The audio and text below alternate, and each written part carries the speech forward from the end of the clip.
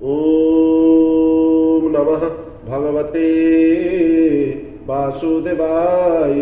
हरे कृष्ण कृष्ण कृष्ण हरे हरे, हरे राम राम राम हरे हरे। गोपीनाथंकर समस्त भक्तवृंद को मोर अशेष अशेष प्रणाम सहित गोपीनाथंकर श्री चरणारविंदरे निजर मन प्राण समर्पित करी आजिर भगवत गीतार 10म अध्याय विभूति जोगर 7म श्लोक पठन एवं श्रवण करिबा।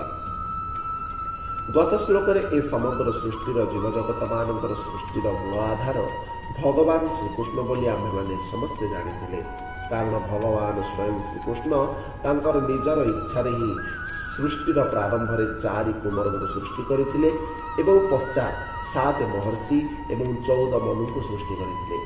ଏହି 14 ମନୁଗଣ ହେଉଛନ୍ତି ପ୍ରତ୍ୟେକ ମନ୍ୱନ୍ତରର ପ୍ରଥମ ମନୁଷ୍ୟ ଏବଂ ଏହି ମନୁମାନଙ୍କ ଠାରୁ ଏ ସମଗ୍ର ମନୁଷ୍ୟ ସମାଜ ସୃଷ୍ଟି ହୋଇଛନ୍ତି।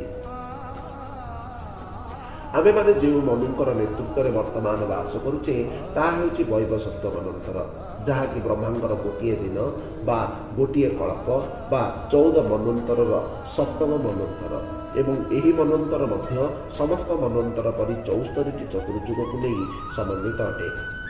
ବର୍ତ୍ତମାନ ଏହା 28ତମ ଚତୁର୍ଯୁଗର ଚତୁର୍ଥ ଯୁଗ ବା କଳିଯୁଗର ପ୍ରାରମ୍ଭ ମାତ୍ର ଅଟେ। କିନ୍ତୁ ଏହା ଜାଣି ରଖିବା ଉଚିତ ଯେ ଭଗବାନଙ୍କର ସମୟ ଗଣନା ଅନୁସାରେ ଆମ୍ଭମାନଙ୍କର ସମୟ ଏକ ଝଲକ ମାତ୍ର ଅଟେ।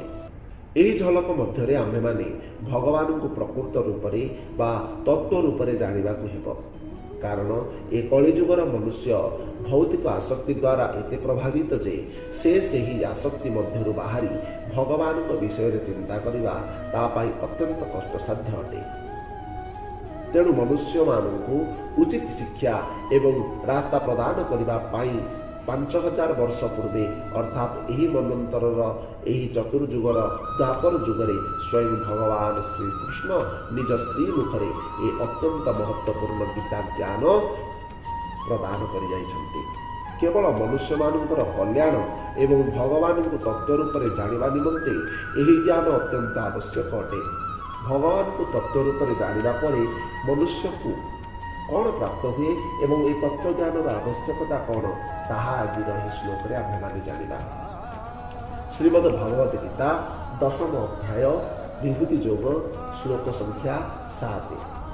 ଏତାଂ ବିଭୂତିଂ ଯୋଗଂ ଚ ମମ ଯୋ ବେତି ତତ୍ତ୍ୱତଃ ସୋ ବିକଳ୍ପେନ ଯୋଗେନ ଯୁଜ୍ୟତେ ନାତ୍ର ସଂଶୟଃ।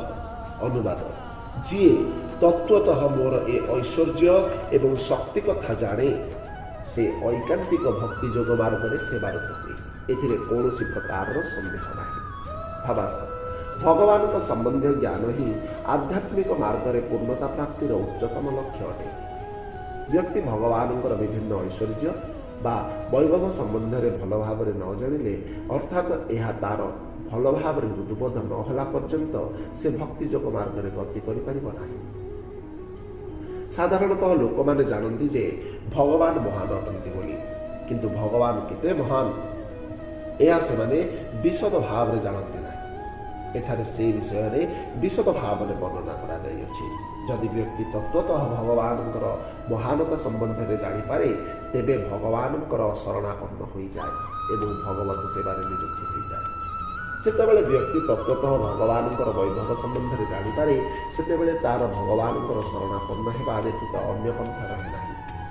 ଏହି ତତ୍ତ୍ୱଜ୍ଞାନ ଶ୍ରୀମଦ୍ ଭାଗବତମ୍, ଭଗବତ ଗୀତା ଏବଂ ଏହି ପ୍ରକାରର ବୈଦିକ ସାହିତ୍ୟମାନଙ୍କରୁ ପ୍ରାପ୍ତ ହୋଇଥାଏ।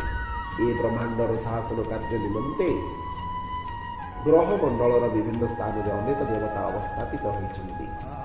ସେମାନଙ୍କ ମଧ୍ୟରେ ପ୍ରଧାନ ହେଉଛନ୍ତି ବ୍ରହ୍ମା, ଶ୍ରୀ ଶ୍ରୀପତି, 4 କୁମାରଗଣ ଏବଂ କୁଳପତିଗଣ। ଏ ବ୍ରହ୍ମାଣ୍ଡରେ ଲୋକମାନଙ୍କର ଅନେକ ପିତୃପୁରୁଷ ଅଛନ୍ତି ଏବଂ ସେମାନେ ସମସ୍ତେ ଭଗବାନ ଶ୍ରୀକୃଷ୍ଣଙ୍କ ଠାରୁ ଜାତ। ସମସ୍ତ ପିତୃପୁରୁଷମାନଙ୍କର ମୂଳ ପିତୃପୁରୁଷ ହେଉଛନ୍ତି ପରମ ପୁରୁଷ ଭଗବାନ ଶ୍ରୀକୃଷ୍ଣ। ଭଗବାନଙ୍କର ଏ ହେଉଛି କେତେକ ବୈଭବ। ଯେତେବେଳେ ଏ ସମ୍ବନ୍ଧରେ ଭଲ ଭାବରେ ଜଣାଯାଏ ସେତେବେଳେ ଶ୍ରୀକୃଷ୍ଣଙ୍କୁ ଦୃଢ଼ ବିଶ୍ୱାସ ଓ ଶ୍ରଦ୍ଧାର ସହ ନିଃସନ୍ଦେହ ଭାବରେ ଭଗବାନ ବୋଲି ଗ୍ରହଣ କରାଯାଏ ଏବଂ ବ୍ୟକ୍ତି ଭକ୍ତିର ସହିତ ସେବାରତ ହୋଇଯାଏ। ଭକ୍ତି ଯୋଗ ମାର୍ଗରେ ଭଗବାନଙ୍କର ସେବାରେ ଶ୍ରଦ୍ଧା ଓ ପ୍ରେମ ବୃଦ୍ଧି ନିମିତ୍ତ ଏସବୁ ବିଷୟରେ ଜ୍ଞାନ ଆହରଣ କରିବା ଦରକାର। ଶ୍ରୀକୃଷ୍ଣ କେତେ ମହାନ ଏ ସମ୍ବନ୍ଧରେ ପୂର୍ଣ୍ଣ ରୂପେ ଭଲ ଭାବରେ ଜାଣିବା ଦିଗରେ ଅବହେଳା ପ୍ରଦର୍ଶନ କରିବା ଉଚିତ ନୁହେଁ। କାରଣ ଭଗବାନ ଶ୍ରୀକୃଷ୍ଣଙ୍କ ସମ୍ବନ୍ଧରେ ଅବଗତ ହେଲେ ବ୍ୟକ୍ତି ନିଷ୍ଠାପର ଭାବରେ ଭଗବତ ସେବାରେ ନିଯୁକ୍ତ ହେବାକୁ ସକ୍ଷମ ହେବ। ଆଜି ପାଇଁ ଏତିକି।